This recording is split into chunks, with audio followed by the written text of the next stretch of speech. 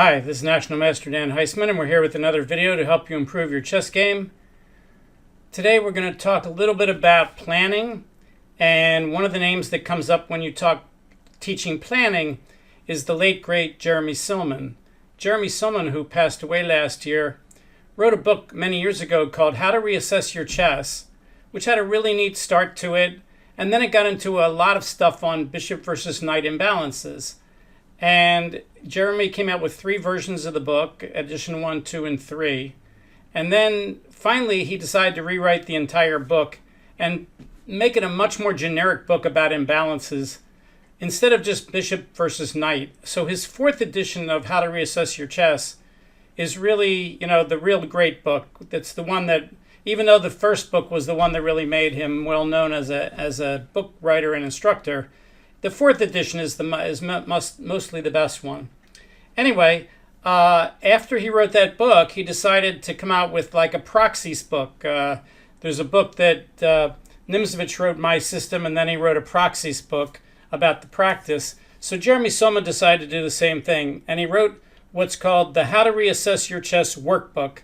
And what we're going to do today is we're going to look at 3 problems from the How to Reassess Your Chess Workbook and see what Silman says and compare it with what the engine says. We have an engine now that's 20 years better than what Silman was when he wrote the book. So sometimes it's fun to compare whether the engine agrees with the general assessment of the puzzles in older books. So we're going to do both. We're going to do what the book says, and then we'll ask the computer if it agrees. So you can try each problem. I'll read you what Silman says, and if you want, you can pause. In this first problem, which is number 73 in the How to Reassess Your Chess Workbook, Silman says, Black's move is so natural that every tournament player should know what to do here. All right, so it's Black to play, and I flipped the board for you so that Black's on the bottom. What's this natural move that Jeremy's talking about? What would you play here for Black? Again, if you want some time, you can pause the video. If you want a series of candidate moves, I'll tell you what the candidate moves are. The candidate moves would be something like play b5 and get your pawn minority attack rolling against the queen side. Play a4 and get ready to try to blast open the a file.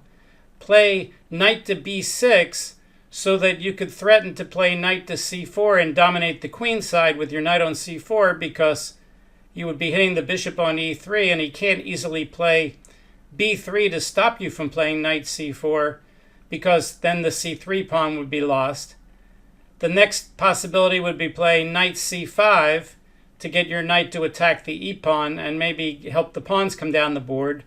You could also sacrifice your bishop for 2 pawns to open up his king with bishop takes c3. You could find a final candidate move would be something like queen to c4 to attack the unguarded a2 pawn. So those are candidate moves. A candidate move is a move that does something, and all those moves do something. But Jeremy's claiming that Black's move is natural and everybody should play it.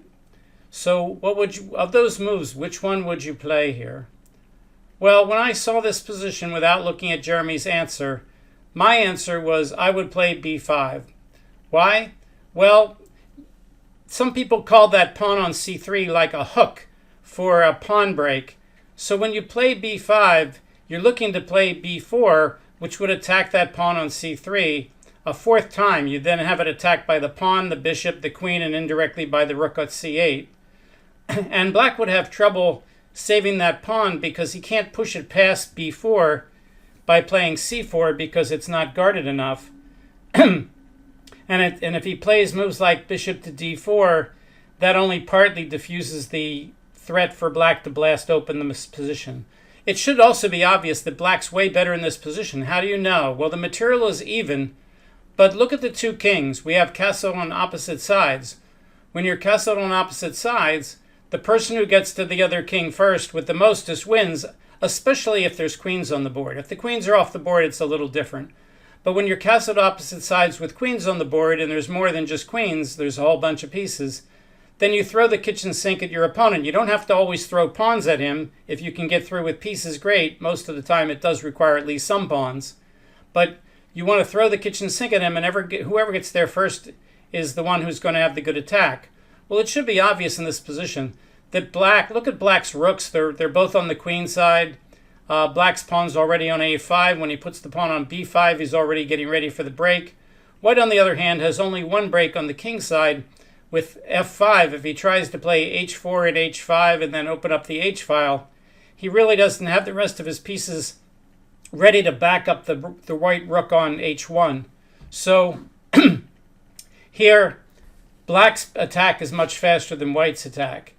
All right, let's first see what Silman says. We'll go to the back of the book here. We're looking for problem number 73. Okay, answers at the back. We got 89. We got 78. We're looking for 73.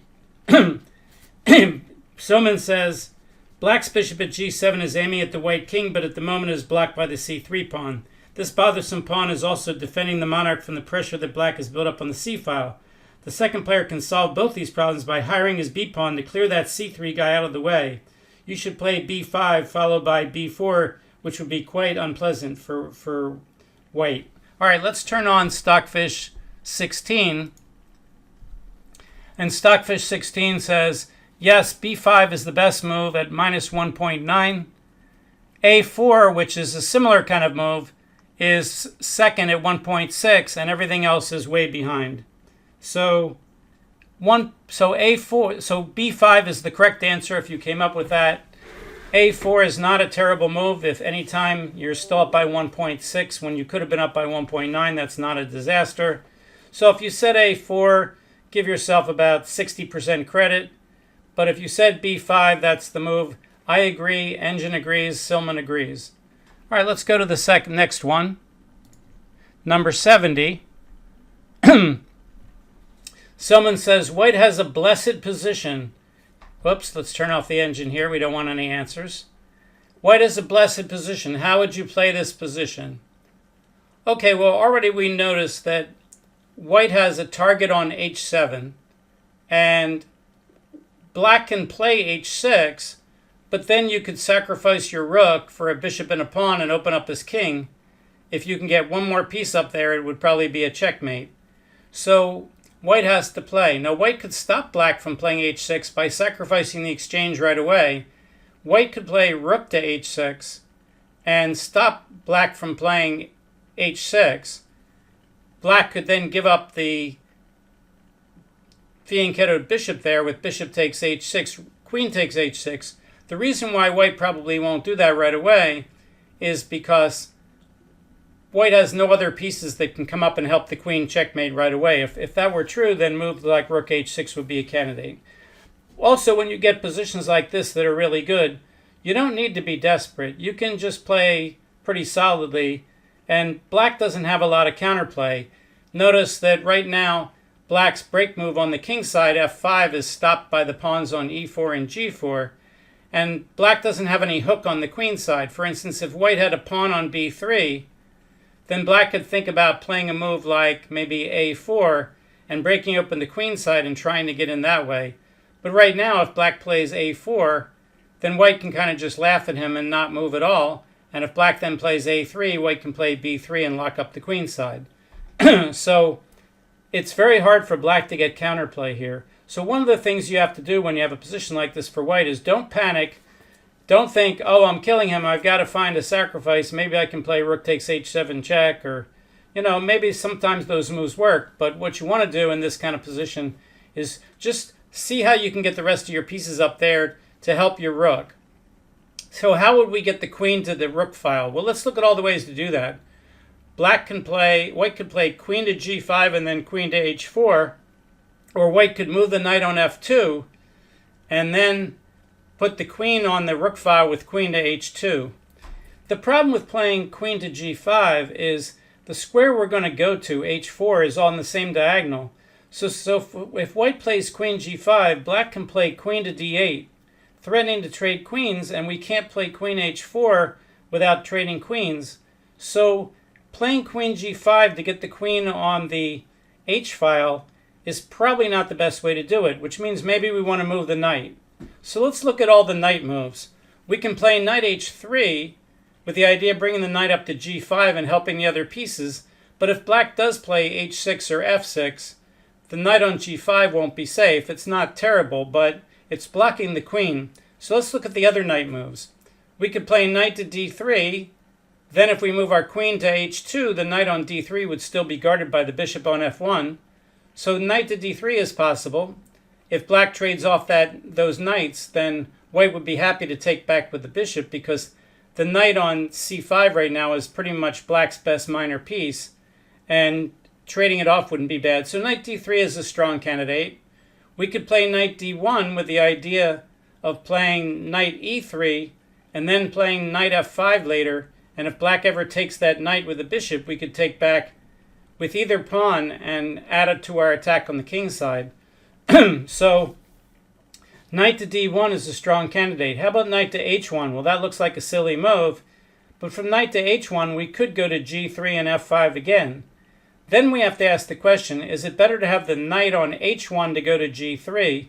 Or is it better to be on d1 to go to e3? The trade-offs there are the knight on h1 is not blocking castling, and it's not blocking anything going to h1 for a long time, because even if white castles queenside, white can't put the rook on h1 very quickly. So knight h1 is reasonable, but knight d1 is also reasonable, because then after knight e3 later, the knight can come into play and help with the same f5 square, and either way, white can play queen h2. So if white plays a move like, let's look at a sample line. Let's say white plays knight d1, knight on f2 to d1.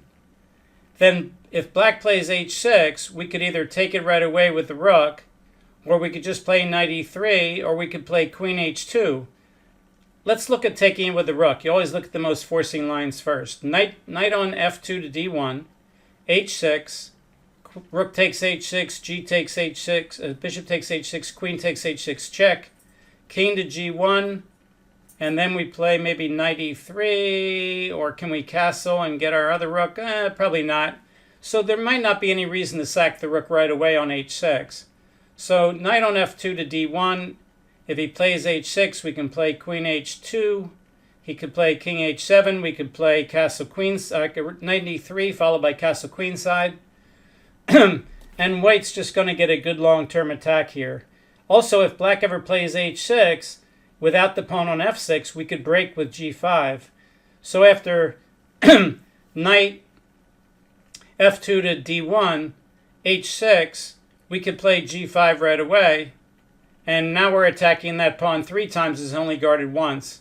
So black would have a problem doing that. So probably after knight on f2 to d1, black won't play h6 because of g5. Maybe he'll play f6 first so that g5 can't be played as easily. But then there's no piece guarding the g6 square. We could look at queen h2, h6, rook takes h6, bishop takes h6, queen takes h6 check, king to g8, king to g8, queen to g6 check, king to h8, and then we could try to get our other rook there, but right now we can't castle. And it wouldn't have helped if we had played knight h1, because we still can't get the rook to h1 with the knight in the way even after we castle. If you can't visualize what I just said, we'll do it on the board. Knight on f2, f6 to stop g5, maybe queen h2, h6, rook takes, bishop takes, queen takes, king g8, queen checks, king h8. And now we want to get the rook up to the rook file. That's not going to be that easy to do here. And getting our knight up to f5 isn't quite good enough. For instance, if we play rook to c1, he can play something like queen to e8. We don't want to trade queens and go into the endgame down a piece for the pawns.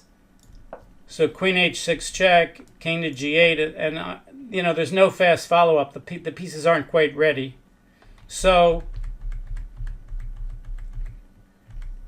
after black plays h6, it's probably better to not be in any hurry. Just play knight to e3.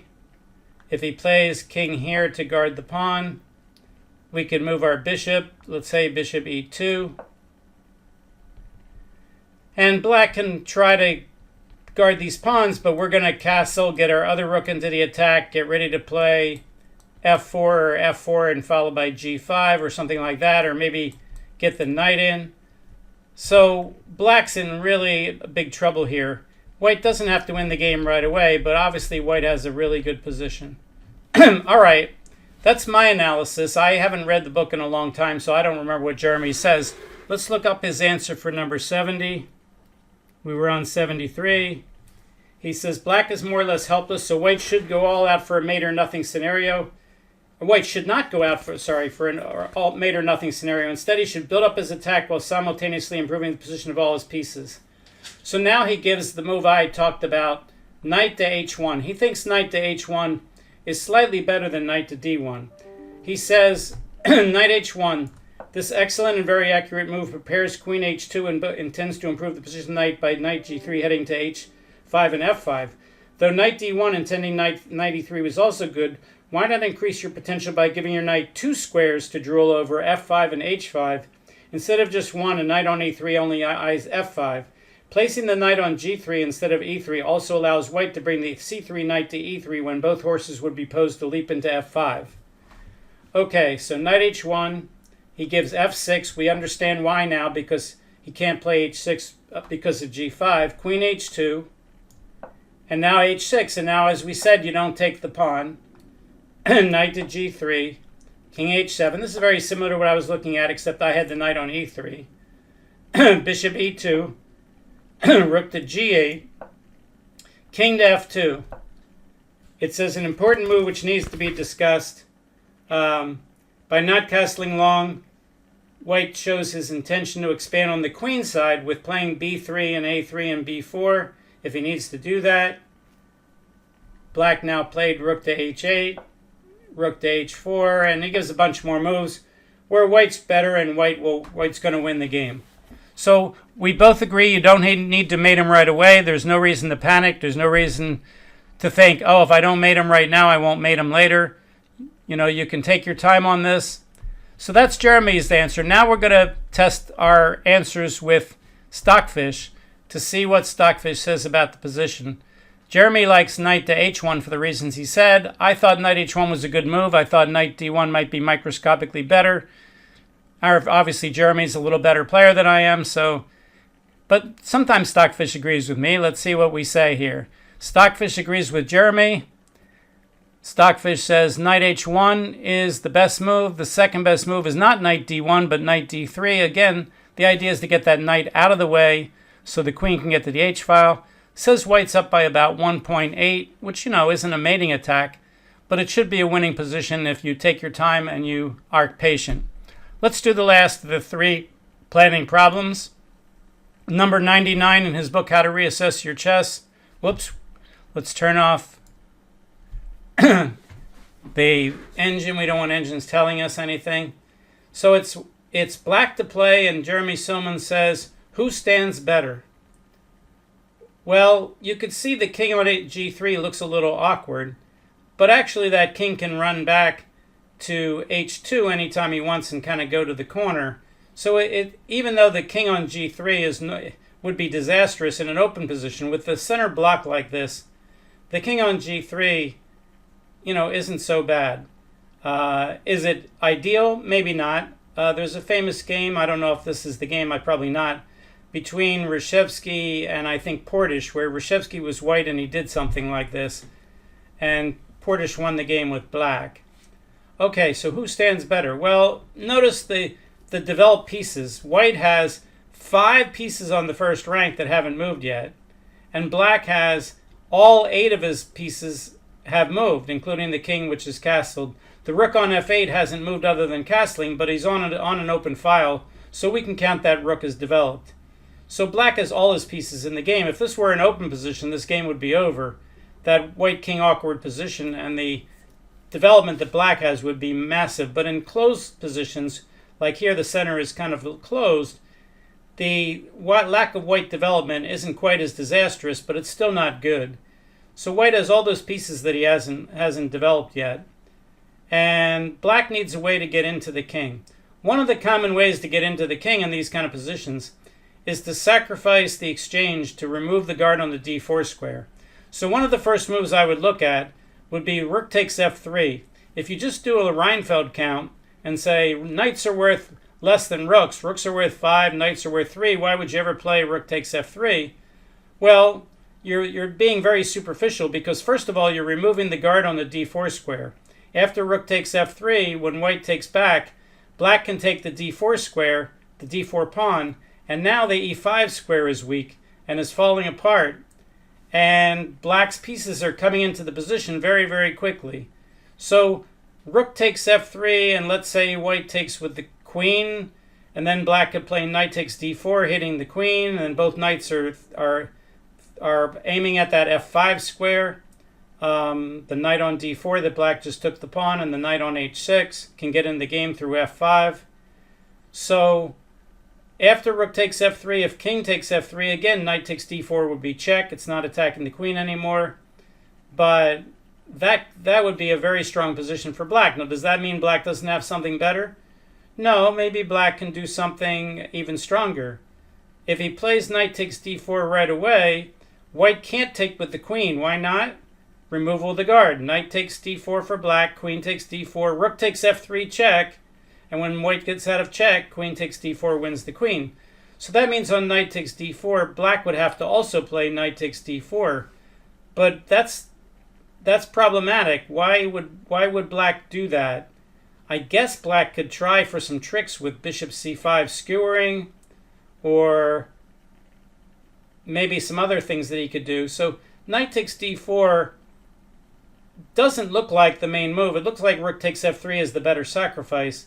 But sometimes you can play moves like knight takes e5, or knight takes e5 doesn't look right because the knight on f3 is guarding it. But sacrificing for some of those pawns in the middle, especially when the king's exposed like this, can be very powerful. All right, so rook takes f3 looks good. Knight takes d4, maybe not, but it's complicated.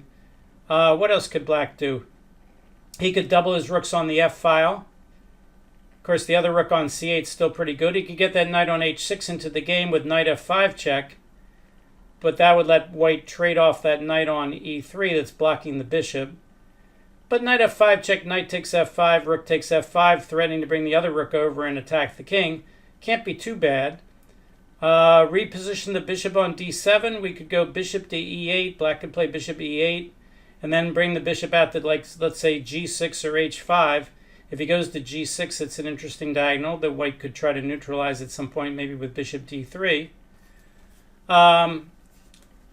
Let's see here. What other candidate moves do we have? Can we get our queen to the king side with queen d8? I don't see any great squares to do that. Bishop to e7 to bring the bishop on b4 into the king side also. Not unreasonable. So black has a lot of ideas here.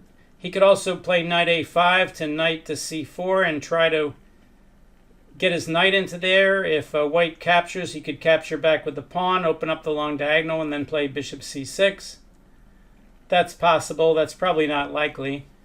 How about knight to e7? Knight to e7, threatening knight f5 check, opening up the line for the rook on the c file. Doesn't look bad. Black has a lot of pleasant moves that he can play here. Let's take a look at that exchange sacrifice. Rook takes f3. If you were white, how would you take back? Would you take with the rook, or would you take with the queen? Would you take with the king, or would you take with the queen? I guess a lot of people would take with the queen.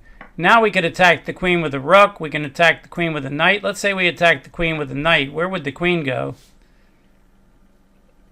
Doesn't have a lot of great moves. He could go back to d1. He could go up to h5, but I don't see where he's going from h5. Let's put the queen on h5 just to guard the e-pawn. How would black continue here? Black, again, could play knight f5 check. And then after that, the knight on e3 would have to be moved. Let's say knight on h6 to f5 check, knight takes f5, knight takes f5 check, king moves, and then rook to the 7th rank, something like that.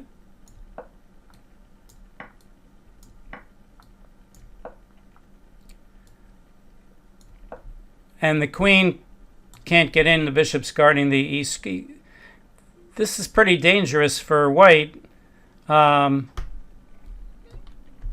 Black's only down, when you give up a rook for a knight and a pawn, the Reinfeld numbers say you're down by 1 point, 1 pawn, whatever you want to call it. But if you use more sophisticated numbers, you're down by less than that, and you've got everything else going for you. So rook takes f3 is a strong candidate move. You don't have to do that right away, but if you did, it wouldn't be bad. Let's see what Silman says. This is number 99. All right. We're going up to 99 in the book so we can read it.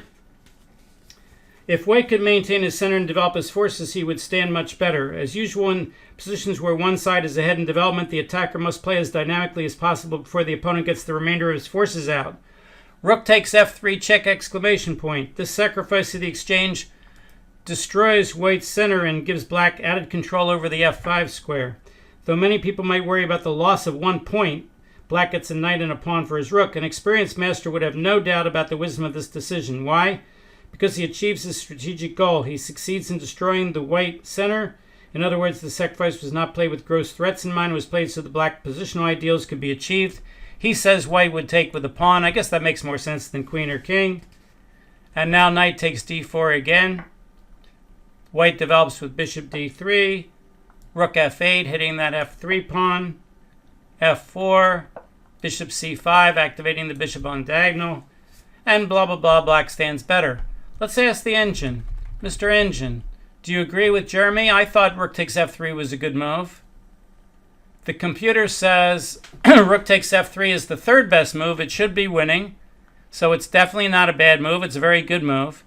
This knight takes d4 sacrifice is actually higher. That's hard to calculate. Jeremy didn't even consider it. I only considered it briefly. Bishop to c5, but his knights can guard each other. Knight on e to c2. Sorry, knight on e to c2. Bishop takes. Knight takes. Queen takes. Aha, the fork trick. And if he takes with the queen, we finally fork him after all that. I couldn't see this far, of course. King moves out of the way, take the queen, and now black is up a pawn, but he also has minor pieces he's much better developed, and the white king is still a little awkward. So white has a big disadvantage here to black. The number 1 move, believe it or not, is none of those two. It's simply to get your bishop onto this diagonal. Bishop e8. Now the engine is dropping down the evaluation to 1.2. Well, maybe if he looks longer. So he was saying knight c2. Now he's not so happy. Now he's looking at king to h3. Bishop to h5. g4. Bishop g6. This is the wonderful diagonal.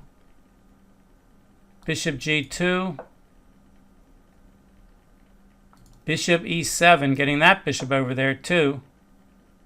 Rook f1. Bishop e4. And now it says white's running out of moves. They give moves like a3. And plus 2.2 for black. Wow. So black doesn't have to do anything monstrous here. He can just build up the position. But of course, Stockfish is way, way better than either Jeremy or I was. And Jeremy didn't have the advantage I have of 2024 having Stockfish 16.1 sitting next to him. The engines, let's see, what's the date on this book? Copyright 2001 by Jeremy Silman. So that's 23 years ago. So even if Jeremy was using an engine to check everything out, the engines are a lot more sophisticated now than they were 23 years ago, as you might imagine. Okay, hope you enjoyed today's video. Please tell your friends about my channel, Dan Heisman Chess. And you can like the video, you can subscribe to the channel, but we'll see you next time. Bye.